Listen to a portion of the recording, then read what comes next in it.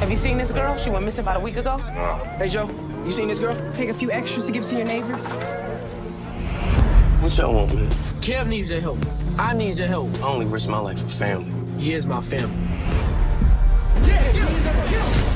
Have you asked God for forgiveness? I don't know how. Keisha has been missing for 7 days. If we don't bring her home soon, there's a chance that she won't be found alive.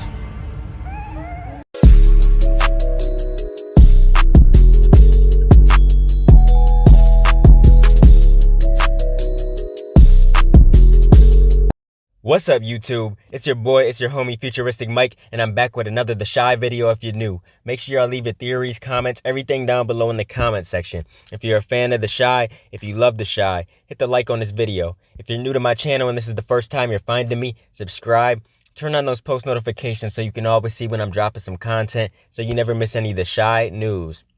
Now, this is going to be the recap for The Chi Season 3, Episode 3.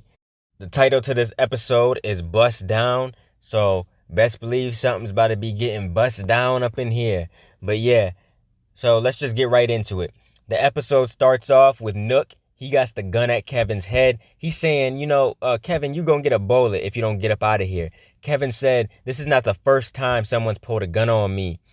Kevin wasn't scared at all. Like I said in the last recap, Kevin got heart, and he truly got heart. Now, Jake says to Kevin, let's go. And Kevin said, I'm not leaving without my sister, period. That's just what it is. And Jake said, man, I said let's go. And Papa said, yeah, because I just peed myself a little bit. So Kevin is about to get up out of there with Jake and Papa. And he's just like, all right then, but I'll see you. As he's going away on his bike, Nook says, I'll give it to you, man. You tough. So best believe in the future, Kevin and Nook are going to be meeting again. Next, it shows Jada putting up missing Keisha posters. She's been missing since like September 6th. Dre is handing some out too. Emmett is also. He's with them and they're going around the neighborhood just handing out posters. They're trying to do everything they can to make sure Keisha gets found.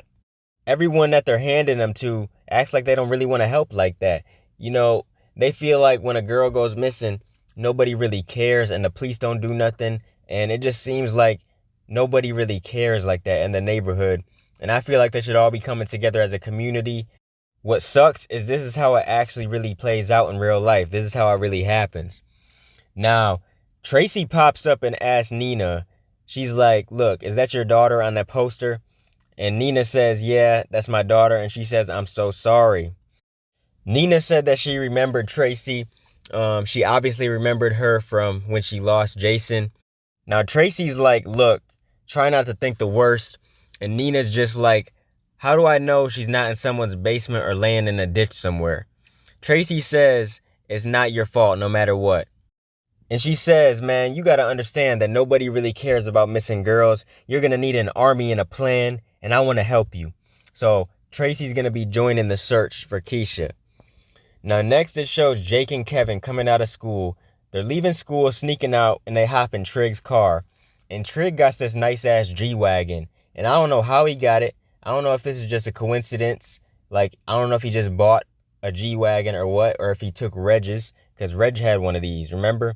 In Season 1 and 2, Reg was always riding up in one of these G-Wagons. Now, Jake introduces Kevin to Trig.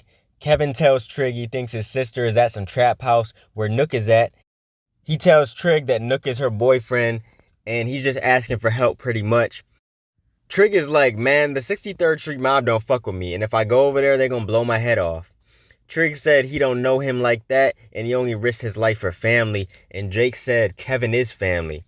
So Trig said, man, give me 24 hours. And he told Jake to get his ass back to school. Next it shows Maisha and Papa together, and Papa loves him some Maisha. He loves him some Maisha. He wants to walk her to school because girls are getting kidnapped. He wants to make sure she's safe. He got her a breakfast sandwich, and he knows how to treat her, man. He knows what to do. Papa knows what he wants, and he wants Maisha. So next it shows Emmett and Tiffany, and they are walking Emmett Jr. and talking about staying with Emmett's mom. And they seem scared to ask her. They said they need to stay for a month or two. They tried sweet talking with Emmett Jr. They tried to put Emmett Jr. in her face and use him as collateral. She said yes, though, eventually, but she was like, man, don't be trying to put Emmett Jr. in my face. She said she doesn't like staying by herself with everything going on, but she said don't let 2 months turn into a year. Jada set some ground rules, and that included no smoking or selling weed. I don't know if Tiff is going to be able to do that because, you know, she has her little weed business. They literally already had their shit on the truck. They were ready to move in, like they already expected Jada to say yes. Now it shows Tracy, Nina, and Dre, and they are talking about Keisha and what the police are doing. They talk about Tracy and her organization, and she made an organization with meetings and everything for people to come in the community and meet for people who've lost their children. Then we get to Ronnie. He's sweeping and collecting cans. He has a cart full of collected items. He finds a missing Keisha poster in the garbage, and he puts it in his pocket. The girl from the last episode trying to hit on Ronnie was trying again. She said, when you gonna take me on a date? And he doesn't answer, so she says, what, you don't like women? He says, yeah, but my life is just complicated right now. She said she knows that he's homeless. She was just trying to give him some ass to lift his spirits. He said there's nothing worse than pity pussy, and he started laughing. That was funny, man. This part was funny. I was pretty weak. Now it shows Kevin in class, and he's talking to this new chick, and Jake interrupts. Now Kevin asks if he heard from Trig, and he said not yet, but Trig will come through. That's my brother. The teacher calls Kevin out to explain things in the movie, and he just bullshits. You know, he wasn't really paying attention, so he doesn't know what to say. Now she said to start paying attention. The girl comes to their locker and says to get their shit together. She said Kevin is a king, and he needs to stop acting like a peasant. Now it shows Jada at her new job. There's even a missing Keisha poster where she works at. And one of her clients or patients or whatever says they used to talk to the same dude, but she doesn't know where she might be. Jada gave this patient a poster and said to call her if she finds out anything. Now Jada yells at a coworker for walking in the room and interrupting. And then later on when they're in the break room, he asks her if he can take her out for a drink. She says that she don't date coworkers, and he said he wanted to get to know her and apologize for messing up. I think this is the dude from the trailers that we seen, the dude that she's going to be messing with. Now, Trig and Amani roll up to Nook's and bang on the door. They both pull out a pistol. Amani has 2 pistols because she takes one from Nook as he tries and pulls his. God damn, she is a badass. You know, I really think Amani is a badass, and we're going to see more of her skills in the future. Now, Trig tells everybody to shut up and get down. He puts Nook on his knees. He ain't playing around. Trig is asking about someone named Stacks. He said to tell him to get down there. And Nook tells Trig that he's not there. And Trig cocks the gun and he says, dude, I know he's here. Tell him to get down here. Now, next it shows Sonny's chicken, and it shows Emmett working with Sonny. Dom comes walking in ordering a 2-piece dark mac and cheese and collards. She says to Sonny, has he ever thought of marinating his chicken in buttermilk? And he says he doesn't need anyone telling him how to fry his chicken. Emmett and Sonny get into an argument about Dom, and he tells him to get her away from his place, away from his restaurant. He doesn't want her in there. It seems like Emmett and Dom cooking after hours at Sonny is going to be a problem. It most definitely is going to be a problem. Sonny's definitely going to find out. Somebody's going to come in there one day during the day and be like, hey, I need some of that chicken that y'all be selling at night, because Sonny's chicken is going to taste completely different than Dom's chicken. So there's definitely going to be a problem, and Sonny's going to find out. Now, Emmett tells Dom to never pull up there again before 9. He's pissed. Now, it gets back to Trig and Amani, and they tie everybody up. They say they're looking for a girl, and dude's like, there's a bunch of girls here. He's trying to be all smart. Amani goes and takes a look. She goes into a room, and 2 people are smashing. You know, somebody's clapping some cheeks. She goes into another room, and a dude is smacking this girl on her ass, and Amani says, bitch, and pistol whips him. Like, she's like, how do you like it?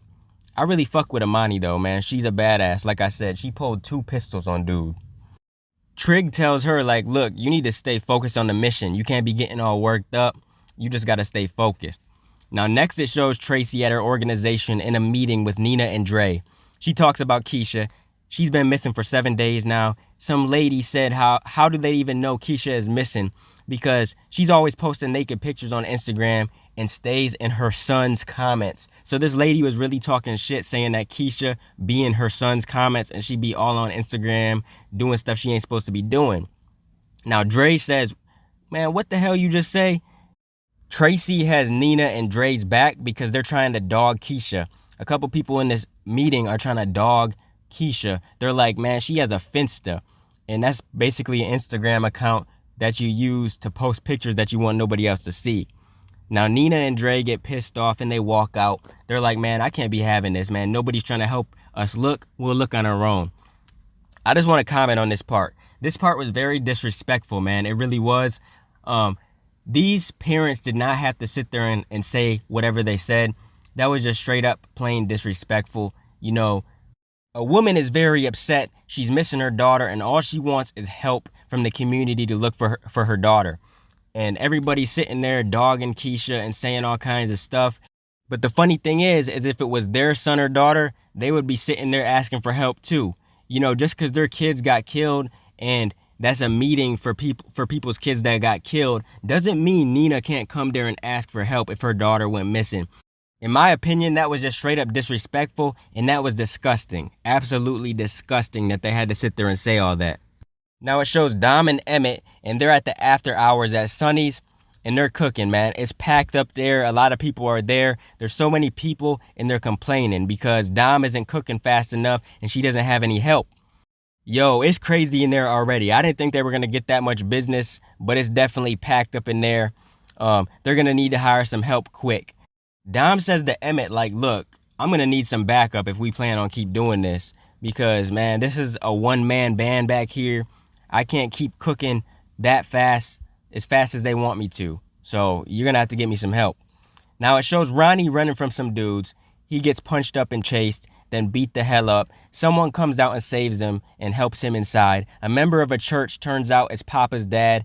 And he said, Dad, do you know who that is? You can't be helping him. And pretty much the pastor's like, look, we help anybody. God forgives anybody. So he ended up helping Ronnie. Now it shows Emmett and Dre. He brings her some food at Kevin's house. Dre asks Emmett if he knows about her Finsta account. And Emmett's like, no, I don't know anything. So next it shows Emmett. He goes and hollers at Kevin. And Kevin's in there beating his meat, man. He's in there playing with himself.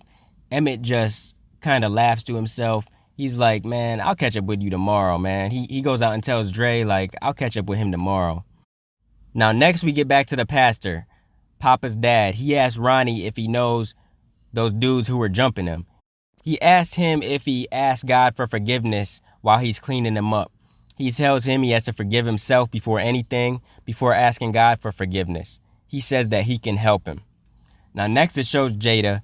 Emmett and Tiffany are arguing and she hears them. So Jada says she doesn't like all that bickering in her house, especially when she's trying to sleep.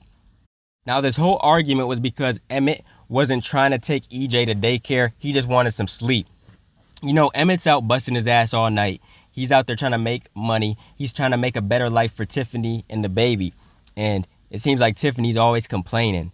But anyways, Jada tells them to take a breath. Pretty much the situation gets resolved. And then Tiffany and Emmett apologize to each other and they hug it out and everything. And then Tiffany leaves. Then next, Jada tells Emmett to stop lying and give Keisha's information to Dre because she knows that Emmett has the information.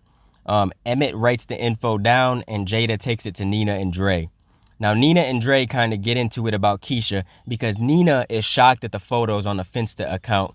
And Dre is like, look, I don't care if she has a dick in her mouth in half of those photos. Her life is all that matters right now. And she is a brown-skinned girl whose daddy died suddenly. We shouldn't judge her by her actions at a time like this. Now, Dre leaves and Nina watches one of those videos. And, you know, it was one of the videos after Nina and Dre's wedding. It was Keisha going on about something. I forgot exactly what she was talking about. But she was talking about how she didn't want to get married or something. And it was just a very emotional video. And it had Nina in her feelings. Now it shows Jake and Kevin walking up to Trig. He says, how come you didn't text me? Trig says, take that bass out your mouth. Kevin just wants to know if Trig and Amani found his sister. And then Trig tells them that she wasn't there. Trig said maybe she's dead. And Trig knows the streets, man. He's one of them type of dudes that knows the streets.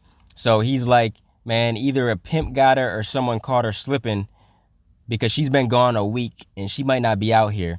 But either way, it ain't good. That's what he's saying. Jake said she ain't dead. I can feel it. Now it shows Ronnie with Papa's dad, and he gave him groceries and a bag of stuff. He said it's the Christian way. Now it shows Mrs. Ethel, and she is in an assisted living. Ronnie comes to meet her. She is confused and banging on her cell phone, thinking it's the remote. Now Mrs. Ethel said Ronnie wasn't her grandson, and her grandson was a hero, and this dude that's in front of her is a bum. Damn. That's crazy, man. She dogged him, but it is what it is. She's confused. You know, she's forgetting things. She probably really didn't know who Ronnie was at that moment, but she was dogging him.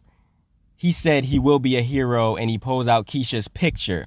Either she is really confused or she changed how she felt about Ronnie, but I think she is really confused. Now it shows Trig. He's shooting some dice, and Amani is smoking a blunt. She passes it to Trig. She says she can't stop thinking about those girls at Nook's house. She says it could have been her in those girls' position. She must have been involved in some sex trafficking back in the day or something, because she's really worked up about it. She said she wants to help them, and Trig said, we can't save everybody. And then Trig says if we go get them, where will they stay at? Who will feed them? He says we have to stay focused. They just came back to get Jake, and they got to stick to the plan. Now, Trig starts singing to her. While he's singing, it shows everyone on the show and their lives. It shows Maisha and Papa, Jada and her date. It shows Ronnie and his date that he said no to, or not a date, but he's just with her, I guess. And then it showed Trig and Amani dancing, and I really like this scene right here. I already knew Luke James could sing. It was nice seeing this scene. He started singing at first, and then it turned into the actual song. Now next it shows Kevin. He says he doesn't want to go to the meeting with Nina, and that's that. He doesn't end up going. And then next it shows a candlelight, a vigil. And Tracy is speaking, saying the children of Chicago need them more than ever. Everyone is there while she's talking, the whole community, even Ronnie's there. Now Nina wants to turn to speak, you know, because this is her daughter. She wants the people to know what she has to say. Now Kevin ends up showing up anyways, and he ends up walking up. Nina calls Dre up, and she says she couldn't go through this without her. Dre has really been there for Nina. Seriously, she's been doing a really good job. Ronnie sees some white guy, and he's acting weird. So then he ends up trying to follow him. And this dude was looking really out of place. He had on a bright red jacket or hoodie or whatever, and he just looked like he did not belong. This dude kept looking at Ronnie, and he was just acting weird, and he ended up getting away. Ronnie couldn't catch up to him, and then the episode ends. I just wonder who that dude was, man. He was acting very suspicious. I wonder who that was, man. If you have any suggestions, comment down below in the comment section. But yeah, that's the end of the episode. That's pretty much what happened in the episode. That's the recap. I thought it was a pretty solid episode, man. It wasn't my favorite episode so far, but it was a solid episode. It was watchable. I thought it was pretty good. Comment down below in the comment section what you thought of this episode, and let me know. Comment your theories, predictions, and everything else. I'll be continuing to bring you guys more of the Shy content in the future.